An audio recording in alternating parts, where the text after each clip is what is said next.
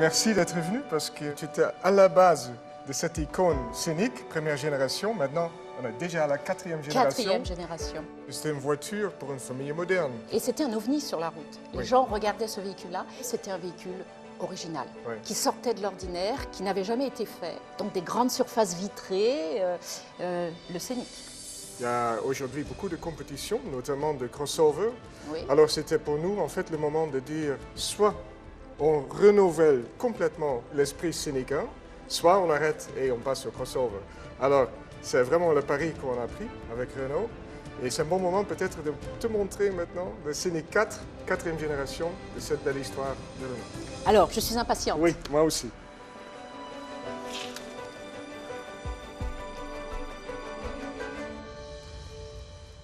Alors, première impression, quelque chose qui était hérité du premier Scénic, c'était l'habitacle vitré. Oui, c'est ça. Une bulle de verre. Ça, c'était vraiment la dimension futuriste.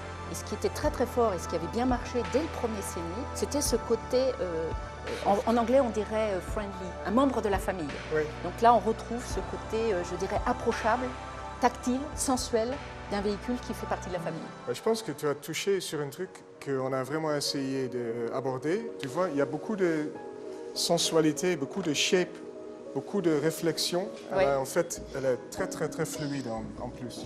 Et elle est musclée. Oui, parce qu'on a essayé de quand même rendre la voiture plus sexy, plus moderne, aussi une voiture dans laquelle tu veux être vu.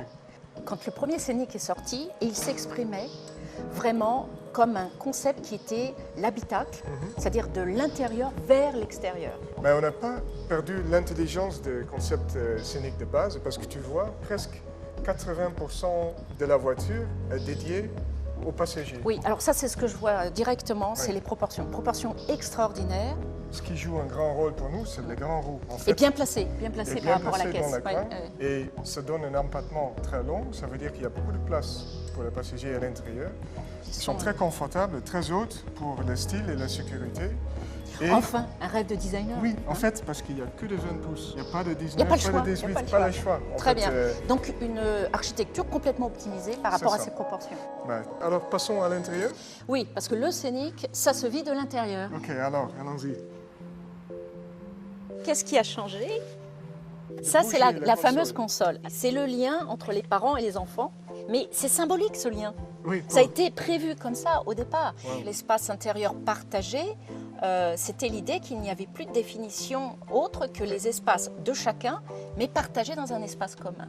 Ce que je constate aussi, c'est qu'il y a eu un travail vraiment important, mais tout est doux. La rondeur qu'on trouve ici, la souplesse, et quand je passe la main, il n'y a pas d'aspérité. Ça fait plus qualitatif. La visibilité avec le PIA très fin. Ça c'est la qualité Renault, pour moi. C'est la qualité qu'il y a dans le travail entre le designer et l'ingénieur, de façon à donner l'optimum pour la satisfaction de la personne qui conduit. Ce Scénic est complètement en phase avec la génération dans laquelle il s'inscrit, c'est-à-dire le 21e siècle, la force du digital, l'hédonisme, mais aussi une introspection, qui n'était pas le cas dans les années 90.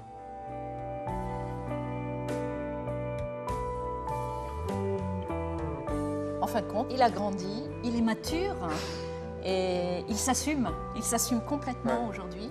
Et moi, je lui souhaite longue vie, j'espère qu'il y en a encore beaucoup d'autres. Oui, oui, sur toi, c'est que le début.